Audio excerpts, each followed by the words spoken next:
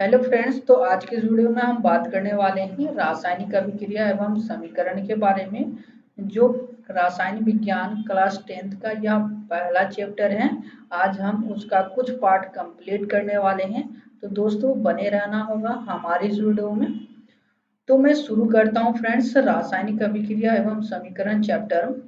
तो लिखा हो फ्रेंड्स, रासायनिक अभिक्रिया की हम परिभाषा हम देने वाले हैं कि इसका रासायनिक अभिक्रिया का सही परिभाषा क्या हो सकता है। उसके लिए फ्रेंड्स मैं आप लोगों को पहले अभिकारक के बारे में पढ़ाऊंगा।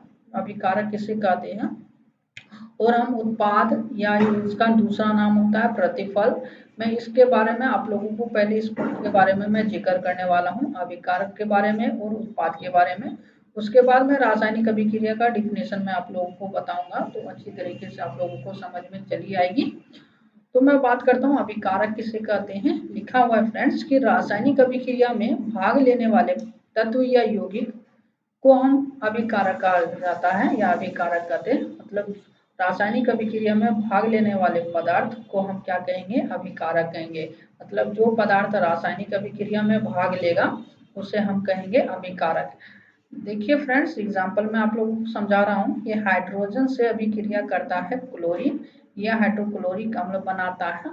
तो हाइड्रोक्लोरिक अम्ल बनाने में कौन भाग ले रहा है, तो हम बोल सकते हैं फ्रेंड्स हाइड्रोजन भाग ले रहा है और क्लोरीन भाग ले रहा है। तो ये दोनों के दोनों क्या कहलाएंगे, अभिकारक कहलाएंगे। वही डिफिनेशन लिखा हो फ्रेंड्स, रासायनिक अभिक्रिया में भाग लेने वाले पदार्थ, मतलब ये जो भाग ले रहा है ना, ये हाइड्रोजन हाइड्रोक्लोरिक अम्ल बनाने में कौन भाग ले रहा है, हाइड्रोजन भाग ले रहा है और क्लोरीन में भाग ले रहा है। तो ये दोनों के दोनों क्या कहलाएंगे, अभिकारक कहलाएंगे।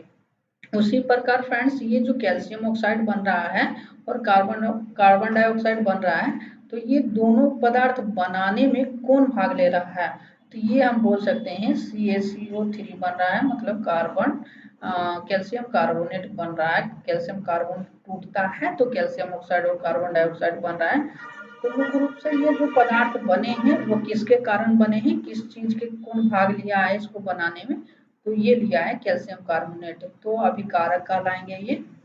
तो फ्रेंड्स ये जो तीर चिन्ह आप लोगों को दिखाई दे रहा होगा, तीर चिन्ह के इस ओर जो हमारे लेफ्ट साइड है वो हमारे जितने भी कहलाएंगे वो अभिकारक कहलाएंगे। यहाँ भी देख सकते हैं तीर चिन्ह के जो लेफ्ट साइड होते हैं वो सारे के सारे क्या कहलाएंगे, अभिकारक कहलाएंगे। मतलब इसका डिफिनेशन क्या था फ्रेंड्स कि जो पदार्थ रासायनिक अभिक्रिया में भाग लेगा उसे ही हम क्या बोलेंगे, अभिकारक बोलेंगे। आगे फ्रेंड्स बात करते हैं उत्पाद या प्रतिफल के बारे में। तो डिफिनेशन है फ्रेंड्स कि रासायनिक अभिक्रिया होने के उपरांत जिस नए पदार्थ का निर्माण होता है उसे ही हम क्या कहेंगे, उत्पाद या प्रतिफल कहते हैं या कहा जाता है।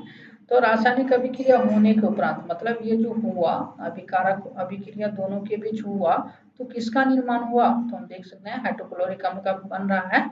तो इसको बनाने में बनने के बाद जिस नए पदार्थ का निर्माण होगा हम क्या बोलेंगे, उसे उत्पाद बोलेंगे।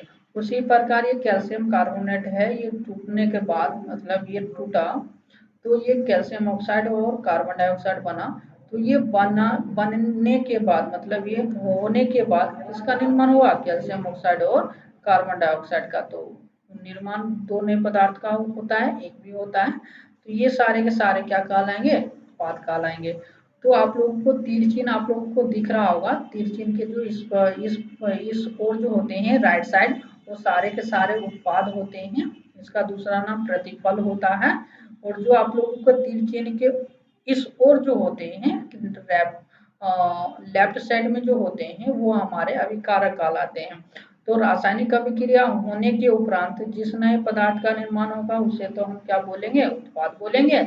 और जो भाग लेगा उसे क्या बोलेंगे, अभिकारक बोलेंगे।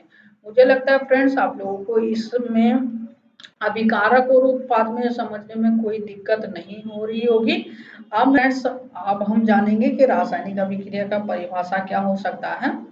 लिखा फ्रेंड्स, जब दो या दो से अधिक अभिकारक, अभिकारक आप समझ चुके हैं, अभिकारक हम किसे बोलेंगे, जो पदार्थ रासायनिक अभिक्रिया में भाग लेगा तो उसे हम क्या बोलेंगे, अभिकारक बोलेंगे। तो जब दो या दो से अधिक अभिकारक आपस में जुड़कर एक या एक से अधिक उत्पाद का निर्माण करता है, एक एक से एक उत्पाद का क्या करता है, निर्माण करता है। ये फ्रेंड्स हाइड्रोजन क्लोरीन से अभिक्रिया कर रहा है तो यह उत्पाद का निर्माण कर रहा है। और यहाँ देख सकते हैं कि दोनों का अभिक्रिया कर रहा है तो एक से अधिक उत्पाद का निर्माण करता है।